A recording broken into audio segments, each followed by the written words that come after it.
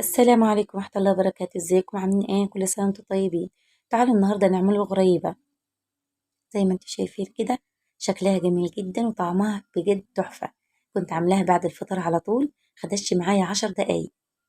شكلها جميل جدا، مستوية وهشة معانا وجميلة خالص. صدقوا ما قالوا عليها ناعمة يا غريبة، وبجد ناعمة جدا ومستوية معانا وجميلة جدا.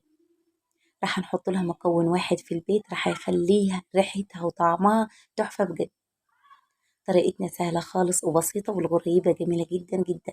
من الحاجات الجميلة اللي بنحطوها في طبق أو صينية العيد هي الغريبة. بتبقى طعمها جميل ومغرم الأطفال. والغريبة وزي ما انت شايفين كده، طريقتنا سهلة خالص ومشي على طريقتي، وانتي راح تعملي أحلى غريبة. يلا نسمو بسم الله ونشوف الطريقة على طول.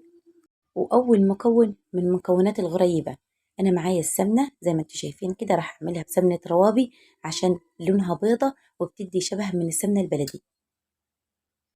طبعا أنا محضرة كوباية زي ما انتوا شايفين، نفس الكوباية اللي راح أعاير بها الدقيق وعاير بها السكر عشان كل حاجة تبقى مظبوطة معايا في المقادير. أنا طبعا مش هعبي الكوباية للآخر، راح أفضل زي معلقة كده عشان راح أحط لها مكون جميل جدا. دايما الصعايدة يا جماعة بيحبوا يخبزوا الغريبة بالسمنة البلدي صافي.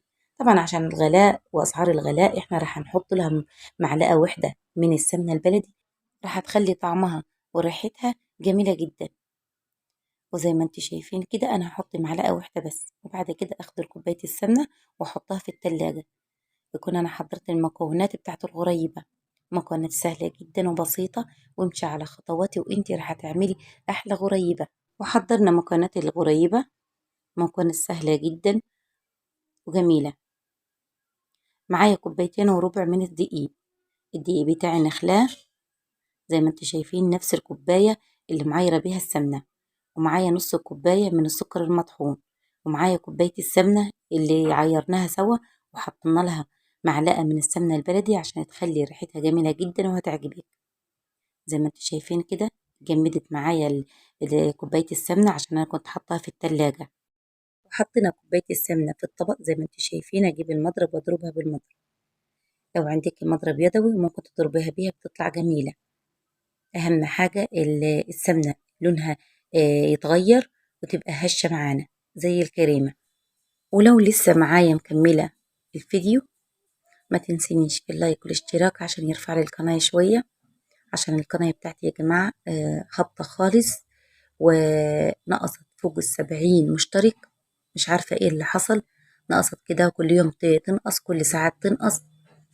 بس بقولش غير قدر الله ما شاء فعل، يمكن عسى ودل القناة بتاعتي ترفع، وانا هصبر ويبقى ربنا يديني ان شاء الله. بعد كده رحت بعد ما ضربت السمنه بتاعتي حطيت كوبايه السكر وهضربهم تاني بكوبايه السكر والسمنه. زي ما انتوا شايفين كده نفس الطريقه دي انا ضربتهم لغايه ما خليتهم زي الكريمه هشه خالص. بعد كده اجيب الكوبايتين الدقيق واحطهم. بعد ما ربيت السمنه مع السكر حطيت كوبايه دقيق، وهجيب الكوبايه التانية واحطها. زي ما انتوا شايفين كده انا طبعا كنت معايره كوبايتين وربع، بس انا راح اسيب زي 3 4 معالق كده في الطبق عشان لو السوائل بتاعتي يحتاج تاني دقيق ممكن احط لها. يا دوبك الفها لف كده بايدي. وزي ما انتوا شايفين كده انا عجنتها بايدي ولفتها ومحتاجة تاني دقيق.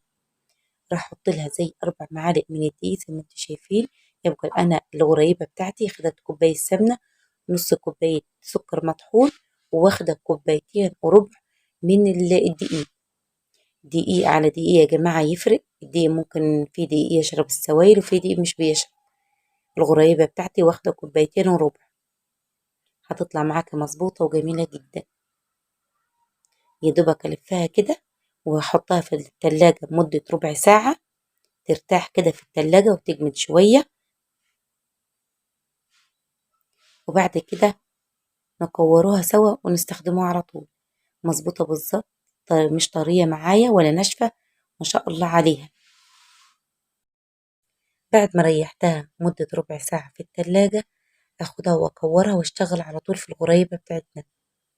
اكور كده بالكرة الصغيرة كده، ما تكبرش قوي نفس الطريقة دي ونفس الحجم الجميل ده عشان لسه راح تنفش معاكي.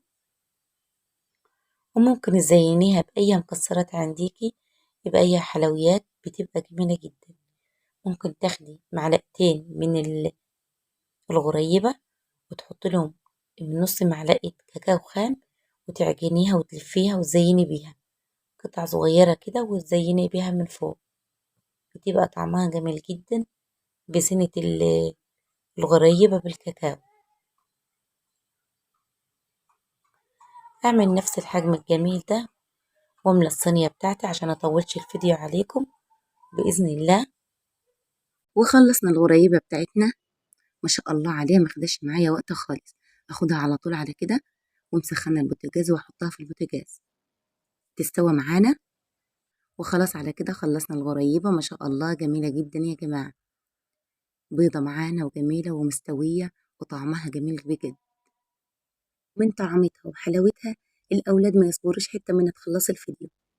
جميلة معانا وهشة وطعمها جميل جدا، بمعلقة السمنة البلدي اللي أنا حطيتها مخليها طعمها جميل خالص. الغريبة يا جماعة جميلة جدا بالسمنة البلدي، بتخلي ريحتها جميلة خالص زي ما انت شايفين كده، ناعمة معانا وهشة وجميلة. يا رب يكون عجبتكم الغريبة، عجبتكم الطريقة، وامشي على طريقتي وانت رح تعملي أحلى غريبة. ولو أول مرة تشوفي قناتي فضل الله يسأ أمرا حط لي لايك واشتراك عشان القناة تكبر بيكم وبينا.